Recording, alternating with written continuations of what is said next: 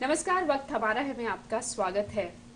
अगर रास्ता सही मिल जाए तो मंजिल तक पहुंचना आसान हो जाता है। मैं बात कर रही हूँ बच्चों के बारे में।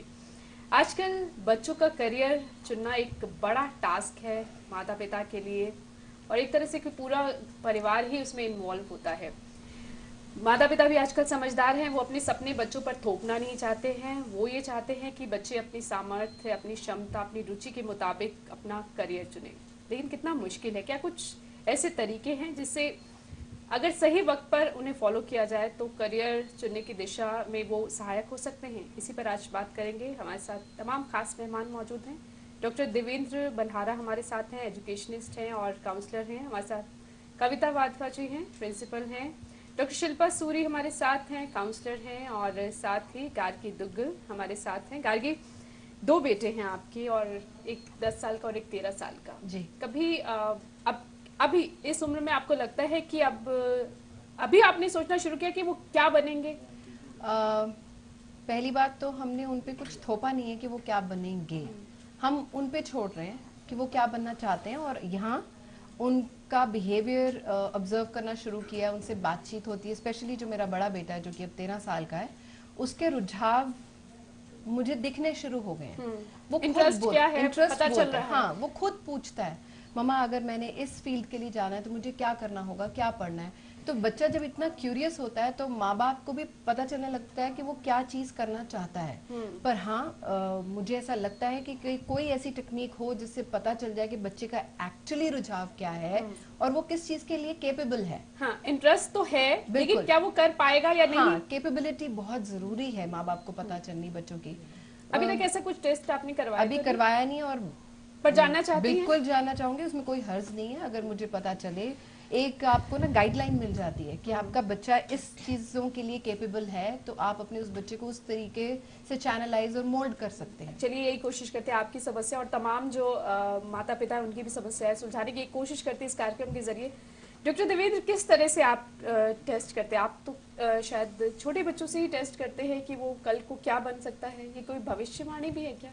नहीं, एक्चुअली ये भविष्यवाणी नहीं है। ये कम्प्लीटली साइंटिफिक एक मेथड है। This is called dermatoglyphics multiple intelligence analysis. इसमें हम करते क्या है कि सबसे पहले हमें इस मेथडोलॉजी से हमें ये पता चल जाता है कि आपके बच्चा जो परमात्मा ने हमें जो गिफ्ट के रूप में दिया है, उसके अंदर क्या ऐसी खास क्षमता दी है, या आप ये कह लीजिए कि उसका इनेट पोटेंशियल किस तरह से डिस्ट्रीब्यूट करके दिया है। वो कैसा पर्सन होगा, एज अ पर्सन उसकी सोच कैसी होगी सोसाइटी के लिए, अपने दोस्तों के लिए एंड ऑल दैट। उसके बाद उसका जो मल्टीपल इंटेलिजेंस है वो कैसे डिस्ट्रीब्यूटेड होगा। कहने का मतलब ये होगा, जैसे आम पेरेंट्स या टीचर्स जो होते हैं, जो आम जिनको नहीं थोड़ा सा अभी इस फील्ड में अभी नहीं आया या नहीं सोचा है, वो लोग ये सोचते हैं कि मार्क्स के बेसिस पे इंटेलिजेंस को डिक्लेयर करते हैं कि इतने मार्क्स आए हैं तो इतना इंटेलिजेंट है हमारा बच्चा। बट रादर इसके साथ साथ 8 मल्टीपल इंटेलिजेंस होती हैं एक बच्चे के अंदर, और हम उन सारी को एकदम से मिस कर देते हैं कहीं ना कहीं। बहुत से बच्चे ऐसे होते हैं 10 साल की ग्राउंड में प्रैक्टिस कर रहे होते हैं प्लेयर बनने के लिए, एंड आफ्टर 10 ईयर्स प्रैक्टिस वो कह देते हैं कि हमें नहीं खेलना अच्छा लगता अब। बहुत सारे बच्चे ऐसे होते हैं, पढ़ते हैं, बहुत जोर लगा के पढ़ रहे होते हैं, और एंड में वो कहते हैं, मतलब they always keep on hating studies, फिर भी करते रहते हैं।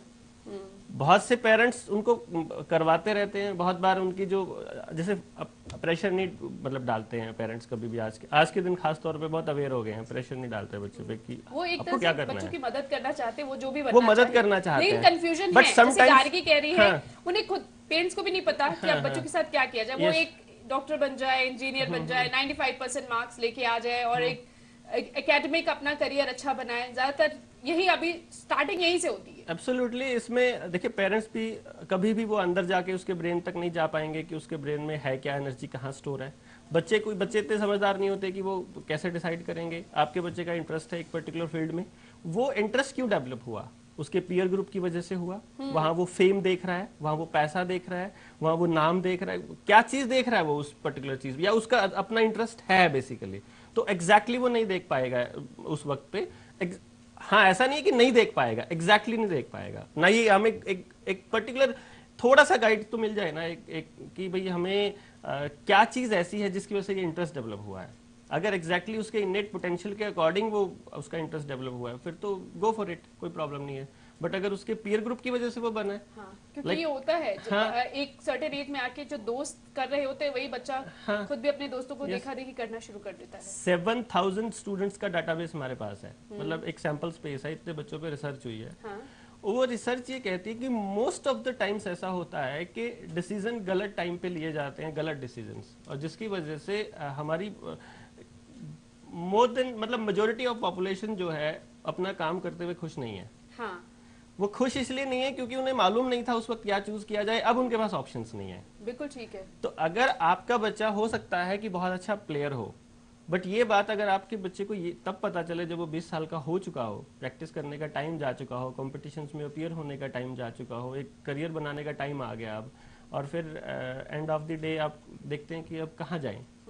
सो अगर आप सही वक्त पे उनके पोटेंशियल का एनालिसिस कर लें, सिर्फ पोटेंशियल के एनालिसिस करने के बाद आपको एक रास्ता मिल जाएगा कि ये 4 ऑप्शंस आपके पास हैं। ये एनालिसिस आप होगा कैसे करते हैं आप? ये जब बेसिकली इसका बेस है साइंस में कि जब बच्चा प्रेगनेंसी के दौरान 14th वीक से 21st वीक तक बच्चे का ब्रेन डेवलप होता है। जब ब्रेन डेवलप होता है उसी दौरान उसका spinal cord, nervous system, skin सब कुछ एक साथ डेवलप होता है। ब्रेन के 10 लोब्स होते हैं, 5 लेफ्ट हेमिस्फीयर और 5 राइट हेमिस्फीयर में। 10 लोब्स में एनर्जी का डिस्ट्रीब्यूशन होता है in the form of neurons. लगभग 1200 करोड़ न्यूरॉन्स होते हैं जो डिस्ट्रीब्यूट होते हैं। वो न्यूरॉन्स इलेक्ट्रॉनिक सर्किट की तरह हमारी बॉडी को कंट्रोल करते हैं, बॉडी के हर पार्ट को वही कंट्रोल करते हैं। आपके किस पार्ट में एनर्जी ज्यादा जाएगी ये वही डिसाइड करते हैं। तो 10 पार्ट्स में रैंडम डिस्ट्रीब्यूशन न्यूरॉन्स का जो होता है, और हर लोब आपके एक एस्पेक्ट को देखता है। टोटल 10 एस्पेक्ट्स अगर हम लेके चलते हैं, उसमें पर्सनालिटी भी हो गई और 8 मल्टीपल इंटेलिजेंस भी हो गई। तो वो डिस्ट्रीब्यूशन की जो कॉपी होती है हमारी बॉडी पे कई जगह प्रिंट की फॉर्म में होती है। लाइक हमारा रेटिना यूनिक होता है, यहाँ पे भी होता है, हमारे ब्रेन का पूरा कॉपी होता है, हमारे टोज पे होता है, हमारी फिंगर्स के पैटर्न पे होता है। तो हम सबसे ज्यादा स्टडीज जो रिसर्च हुई है वो फिंगर पैटर्न के ऊपर हुई है। तो हम इस पैटर्न को स्टडी करके उस लोब्स में छुपी एनर्जी का पता चल जाता है। जैसे कि आप पूरा भारत है, उसके मैप को आप एक कॉपी पे उतार लेते हैं एक पेज पे। यहाँ देख लीजिए 2 मिलीमीटर है, तो भैया वहां पे 200 किलोमीटर होगा। बिल्कुल ठीक है। यहाँ से रेशो पता चल जाती है। इसी तरह से उन 1200 करोड़ न्यूरॉन्स का डिस्ट्रीब्यूशन कैसे हुआ, वो वहां के पैटर्न को स्टडी करके, हर पैटर्न अपने आप में कुछ कहता है। उंगलियों के निशान लेते हैं। Yes, like that. फिर उसके बाद उसे स्टडी करते हैं। उसके बाद उसका एक स्टडी होता है कि कौन से पार्ट में एनर्जी गई। उससे आपके multiple intelligence, learning methods, personality, whether वो चाइल्ड क्रिएटिव है कि लॉजिकल है, उसका एक्वायरिंग सेंसिटिविटी कैसी होगी, वो चीजों को एक्वायर कैसे करेगा। आपने झूठ नहीं बोलना, ये बात कहते कहते थक जाते हैं। आपने यहाँ पे खेलना नहीं है, चोट लग जाएगी, कहते कहते थक जाएंगे, बट वो एक्वायर कैसे करेगा उस चीज को, इन्फॉर्मेशन निकल, हाँ, उसको अंदर तक, उसको अपनी लाइफ में कैसे उतारेगा। वो एक्वायरिंग स्टाइल वहां से पता चलेगा आपको। उसका IQ, AQ, CQ, एक emotional quotient, creativity quotient, adversity quotient, intelligence quotient जिसे हम कहते हैं, और सारी इंटेलिजेंस, और इवन उसकी पर्सनालिटी की, उस पर्सनालिटी की ये स्ट्रेंथ होती है। बहुत सारे बच्चे बहुत जिद्दी होते हैं, क्यों जिद्दी हैं वो, इस क्वेश्चन का जवाब हमें मिल जाता है। अच्छा। बहुत सारे बच्चे, पूरा स्वभाव सब कुछ क्या बन सकता है, हाँ। उसकी एबिलिटी क्या है, ये सारा उस जो आप उंगलियों के निशान लेते हैं उसे स्टडी करते हैं। कितना वक्त लग जाता है जब आप स्टडी करने में, कितना वक्त ले जाता है कोई भी अगर टेस्ट कराता है? देखिए, टेस्ट करने में तो हमें 10 मिनट्स लगते हैं, जस्ट हमने प्रिंट लेना है। उसके बाद उसे स्टडी करने में काफी वक्त लगता है। वो मैनुअल पार्ट है, वो हमारा काम होता है 1 घंटा 2 घंटा, वो डिपेंड करता है कि कितना टाइम उसको स्टडी करने में लगता है। उसका एक फिर उसकी एक रिपोर्ट जनरेट होती है। उस रिपोर्ट के बाद फिर हम पेरेंट्स की काउंसलिंग करते हैं। उस काउंसलिंग में हम उनके सारे एस्पेक्ट स्टडी करते हैं, और अभी तक तो कोई ऐसा पेरेंट नहीं आया जो हमसे इत्तेफाक ना रखता हो। मैं इस पे आऊंगी क्योंकि मुझे कुछ क्रॉस क्वेश्चंस भी करने हैं जो शायद जो तमाम लोग देख रहे हैं उनके भी मन में उठ रहे होंगे। कविता जी, कितना आप सजेस्ट करती है? अभी नहीं, पर आप कविता, आपसे पहले मैं शिल्पा से जरूर बात करना चाहूंगी। शिल्पा, आप साइकोमेट्रिक टेस्ट आप एडवाइस करते हैं, है ना, वो किस तरह से लिया जाता है, उसमें और इसमें फर्क क्योंकि हम जानना चाहते हैं। ये भी टेस्ट है जिसे आप करियर चुनने की दिशा में सहायक होता है। मैं इसको साइकोमेट्रिक असेसमेंट का नाम देना चाहती हूँ, क्योंकि जब हम टेस्टिंग करते हैं तो हमारा फोकस रहता है कि बच्चे में क्या कमज़ोरी है, लेकिन जब हम असेसमेंट करते हैं तो हमारा फोकस रहता है कि बच्चे के अंदर कौन सा पोटेंशियल है, उसके अंदर क्या स्ट्रेंथ्स हैं। सो इसमें it has a theoretical base again. हम इसमें फोकस करते हैं बच्चे की इंटेलिजेंस को टेस्ट करने के लिए उसकी पर्सनालिटी, इंटरेस्ट, एप्टीट्यूड और बाकी जो भी अलग अलग विधाएं हैं जो जिनका इस्तेमाल होना चाहिए या जिनके बारे में हम जानना चाहते हैं। तो एक थियोरी बेस्ड, एक प्रिजम्पशन या एक थियोरी बेस्ड चीज़ के ऊपर हम स्टैंडर्डाइज टेस्ट क्रिएटेड रहते हैं जो कि यूनिवर्सल हैं। कौन सी क्लास से शुरू होते, कितने साल के बच्चे का लिया जा सकता है? इंटेलिजेंस टेस्ट तो as young as 6 year old, 7 year old, उसमें एक 1-to-1 इंडिविजुअल टेस्टिंग हो सकता है। और उसके अलावा जैसे जो पर्सनालिटी टेस्ट है वो सब वो उस एज में जहाँ की बच्चा उस भाषा को, उसकी वाक्य के मायने को, हर चीज़ को ठीक से समझ पाए। So it's a paper pencil test. एक सवाल है, उसका आप जवाब देते हैं, और अगर इंटेलिजेंस टेस्ट है तो उसका सवाल या सही होगा या गलत होगा।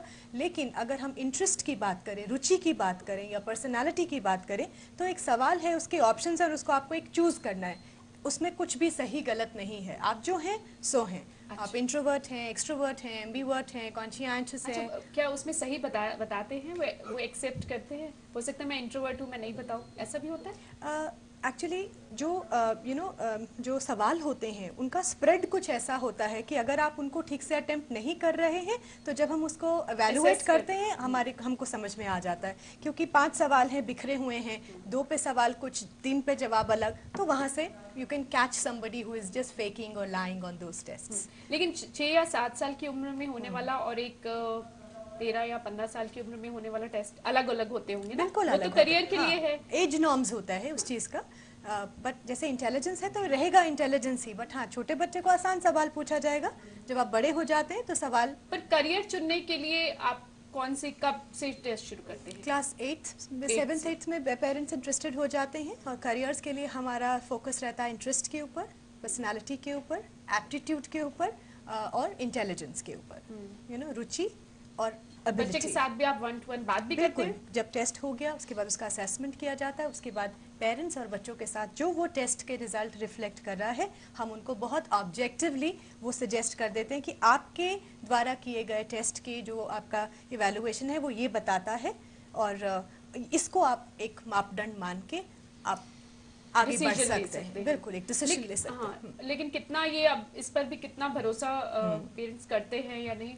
कविता जी, आप तमाम आपके पास भी पेरेंट्स पहुंचते होंगे, है ना, इस तरह की बच्चा क्या बने आप। अच्छा, कई बच्चे तो ऐसे हैं जो 95-98% लेकर आ रहे हैं, उनके माता पिता तो कॉन्फिडेंट है कि हमने तो मेडिकल या नॉन मेडिकल में ही भेजना है ना, एक फिक्स हो जाता है। बहुत कम बच्चे होंगे जो आप, बहुत रेयर, जो आप 95 के आसपास हैं और वो ह्यूमैनिटीज में जा रहे हैं अपने करियर को लेकर, है ना। तो सवाल आते हैं, पेरेंट्स आते हैं आपके पास? पेरेंट्स सर्टनली आते हैं और पेरेंट के साथ साथ आजकल तो बच्चे भी बहुत चौकन्ने हैं, बहुत सवालों के साथ आते हैं, बहुत यंग एज पे ही जो है, क्योंकि घरों के अंदर भी ये डिस्कशंस होती हैं। आप पढ़ रहे हो तो पढ़ाई का जो है, जो आखिरी मंजिल है वो आपकी नौकरी है, शायद वो माहौल ही बन तो एक करियर ओरिएंटेशन जब हम इसकी बात करते हैं तो बहुत यंग एज पे बच्चे ही सवालात पूछना शुरू कर देते हैं। और कुछ एक हद तक जो क्लासेस में जब हम पढ़ाते हैं तो उसमें देखें कि बहुत सारे करियर ऑप्शंस बच्चों को पढ़ाते पढ़ाते ही पता चल जाती हैं। आप कोई भी सब्जेक्ट पढ़ा रहे हैं, इंग्लिश पढ़ा रहे हैं, तो उसके अंदर बच्चे को पता चलता है कि एक नॉवलिस्ट भी होता है, एक पोएट भी होता है, तो ये भी तो प्रोफेशन ही हैं। सिर्फ एक डॉक्टर और इंजीनियर का एक प्रोफेशन नहीं है। किस तरफ पुश किया जा रहा है? आप हिस्ट्री पढ़ रहे हैं, ह्यूमैनिटीज पढ़ रहे हैं, हिस्ट्री ज्योग्राफी पढ़ रहे हैं, there is a historian, there is a cartographer, there is an archaeologist, so many options are there, there is a geologist, many things are there. तो इवन देन कविता जी, एक बच्चे को क्या इतना खुला माहौल दिया जाता है कि वो एक नॉवलिस्ट भी बन सके, एक पेंटर बन सके, एक राइटर बन सके? जैसे कह दिया जाता है थिएटर में जाके क्या करोगे, वहां भूखे थोड़ी मरना है, तमाम जुमले सुने जाते हैं, है ना। उस वक्त तो माता पिता जब बच्चे को पढ़ा रहे हैं तो मुझे लगता है मोस्ट ऑफ द पेरेंट्स वो इस वजह से कि आप एक अच्छा करियर चुने और एक अच्छी मोटी कमाई वाली नौकरी में जाएं। और इसके लिए मैं हमेशा पेरेंट्स को एक ही चीज गाइड करती हूँ, क्योंकि हम सब इंसान हैं जो इस धरती पे रह रहे हैं, जितनी हमारी सोच है उससे कहीं ज्यादा यहाँ पर करियर ऑप्शंस हैं। जितने हमारे इंटरेस्ट हैं, हर इंटरेस्ट की, हर नीड की का एक करियर है।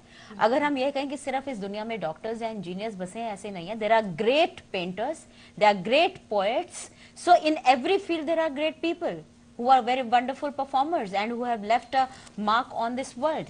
तो बच्चे की जो भी स्किल्स हैं, इंटरेस्ट हैं, आप चाहे साइकोमेट्रिक टेस्ट कराएं, साइकोलॉजिकल टेस्ट कराएं, बच्चे की केस स्टडी करें, उसकी ग्राफोलॉजी के थ्रू उसकी टेस्टिंग कराएं, क्योंकि हैंड राइटिंग से पता चल जाता है कि उसके इंटरेस्ट और ये सब क्या है।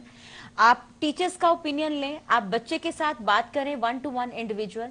आप डर्मेटोग्लिफिक्स कराएं, क्योंकि this is again a very scientific study. Through the fingerprints we get to know that what kind of skills, innate skills, जन्मजात उसके अंदर कौशल हैं और कैसी वो कौशलों को, अपनी योग्यताओं को डेवलप कर सकता है। तो ये सारी चीजें हमें एक गाइडलाइन प्रोवाइड करती हैं, लेकिन हम ये नहीं सोचें कि इन सब योग्यताओं के कारण आप ये करियर अपना लें। मैं ये कभी नहीं कहती हूँ, क्योंकि आज मेरा बच्चा मान लीजिए 5 साल का है, आज के 2 साल के बाद, आज की डेट में जो टेक्नोलॉजी है, टेक्नोलॉजी के साथ साथ वक्त कितनी तेजी से बदल रहा है, हर चीज में विकास की जो दर है वो कितनी तेज है। हम बता ही नहीं सकते कि 2 सालों के बाद पढ़ाई के, योग्यताओं के कितने दरवाजे पट खुल जाएंगे और उसी के साथ साथ करियर्स के कितने पट खुल जाएंगे, हमें नहीं पता। तो हमें ये नहीं डिफाइन करना कभी बच्चे को कि आप ये करो, ये करियर बस कि आपने ये बनना है। कराकर ये खुद की तसल्ली के लिए पता कर लीजिए कि आपके बच्चे में क्या एबिलिटी और हम बच्चे को ये बेहतर है। हाँ जी, हम बच्चे को ये बताएं कि आपके अंदर ये स्किल्स हैं और इसके बेसिस के ऊपर बहुत सारे करियर ऑप्शंस होंगे। अपने स्किल्स को आगे डेवलप करता जाए जब तक कि उस एज तक नहीं पहुंचे। गार्गी कंफ्यूज हो गई है या कंफ्यूजन दूर हुआ है? नहीं, दूर भी पूरी तरह नहीं हुआ है, इसके बारे में और बात करना चाहूंगी। लेकिन हाँ, मैं डॉक्टर साहब से और कविता जी से सहमत हूँ ये कि हमें अगर एक गाइडलाइन मिल जाए पेरेंट्स को, तो जो पेरेंट्स बहुत ज्यादा एम्बिशियस हैं और अपने एम्बिशियस अपने बच्चों पे थोप रहे हैं, वो कम से कम अवेयर हो जाएंगे कि हमें अपने बच्चों को इस चीज के लिए पुश नहीं करना है। जब बच्चे में कैपेबिलिटी नहीं है, आप सोचो आप उसको धक्के मार मार के पढ़ाकर आप उसको एग्जाम्स दे रहे हैं, पर वो बच्चा जाके एग्जाम्स के पेपर में लिख के ही नहीं आ रहा क्योंकि उसको बनना ही नहीं चाहता। आप उसको उस चीज के लिए पुश ना करके अगर पेरेंट्स को ये गाइडलाइन पहले मिल जाती है तो पेरेंट्स को भी एक आश्वासन हो जाता है कि अच्छा ठीक है, मेरे बच्चे में ये काबिलियत है, अगर वो डॉक्टर या इंजीनियर नहीं बन सकता तो मेरे बच्चे के लिए इतने और वेन्यूज खुले हैं। तो वो थोड़ा सा पेरेंट्स के लिए भी वो एक सांत्वना से मिल जाती है, सेटिस्फाइड हो जाते हैं। Parents are little more cooler and वो जो एम्बिशन वो अपना बच्चों पे थोपना चाहते हैं वो उन पे ना थोप के बच्चों को और गाइड कर सकते हैं। अब बच्चों को तो समझाना अलग चीज होगी, लेकिन माता पिता को, अभिभावकों को समझाना कितना मुश्किल होता है देवेंद्र जी? मुश्किल नहीं होता बिल्कुल भी, क्योंकि हर पेरेंट चाहता है कि उसको सही रास्ता मिले। ये लेकर तो नहीं आते दिमाग में कि मुझे तो बच्चे को डॉक्टर या इंजीनियर ही बनाना है, वो लेकर आते हैं, आप जो है वही बताइए। नहीं, हाँ नहीं, वो लेकर भी आते हैं। बहुत बार ऐसा होता है कि हमने सोचा हुआ है कि हमें ये मेडिकल लाइन लेगा या लेगी बच्चा, और आप बताइए क्या हमारा डिसीजन सही है।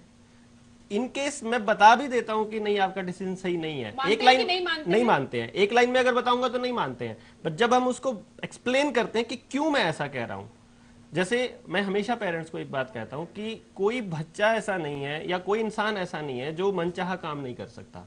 लाइक आपका बच्चा बहुत कमजोर है पढ़ने में, वो भी 100 मार्क्स ले सकता है, वो भी डॉक्टर बन सकता है, वो भी इंजीनियर बन सकता है, उसको सही तरह से तैयारी मिल जाए, करने को मिल जाए।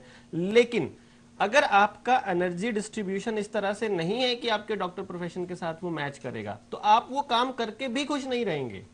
ये इस तरह से है कि जैसे आप नदी के बहाव में चल रहे हैं, आप नदी के साथ चलेंगे, एनर्जी फ्लो के साथ चलेंगे, तो आप बहुत दूर तक जाएंगे बिना थके।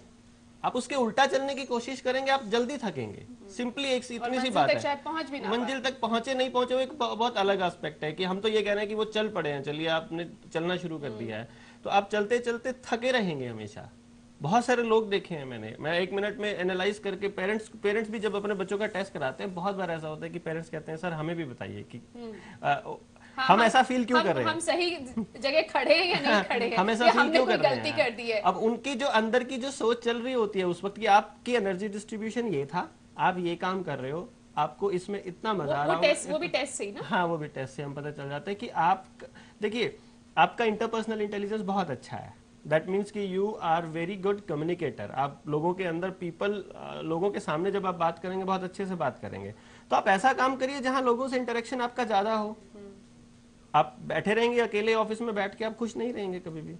सो आपको ऐसा काम चूज करना पड़ेगा। अब ये एक ही काम तो नहीं है ना जहां लोगों से मिलना हो। आप टीचर बन सकते हैं, आप मास कम्युनिकेशन में जा सकते हैं, आप पत्रकार जैसे बन सकते हैं, या कहने का लीजिए बहुत सारी चीजें हैं जहां काउंसलर आप बन सकते हैं। और दूसरा और इंटेलिजेंसेस के बेसिस पे हम डिसाइड कर सकते हैं कि आपके अंदर ये टैलेंट है, आपको इस तरह का काम करना चाहिए। अब वो काम क्या करना है वो आप ही डिसाइड करिए। हम लोग कभी नहीं कहते कि आपके बच्चे को क्या करना है। हाँ। मैं कभी नहीं बोलता। हम हमेशा ये कहते हैं कि आपकी ये टैलेंट आप में इन्नेट बहुत अच्छा है, इसके बेसिस पर आप ऐसा काम करिए जहां आपको ऐसा एनवायरनमेंट मिले, तो आप हमेशा हैप्पी रहेंगे। पैसा कितना मिलेगा आई डोंट नो। लेकिन अब कितने माँ बाप और- भेड़ चाल छोड़कर इस तरह के टेस्ट में इंटरेस्ट लेंगे, और सबसे बड़ी बात क्या इस पर विश्वास करेंगे? टेस्ट भी हो गया, असेसमेंट हो गई, बता दिया गया कि आपका बच्चा ये नहीं ये बन इस दिशा में सफल हो सकता है, लेकिन उसके बाद भी क्या वो अपनी रुचि बच्चे पर तोपना नहीं चाहेंगे, और कितना भरोसा करेंगे ऐसी असेसमेंट पर? इस पर भी बात करेंगे छोटे से ब्रेक के बाद।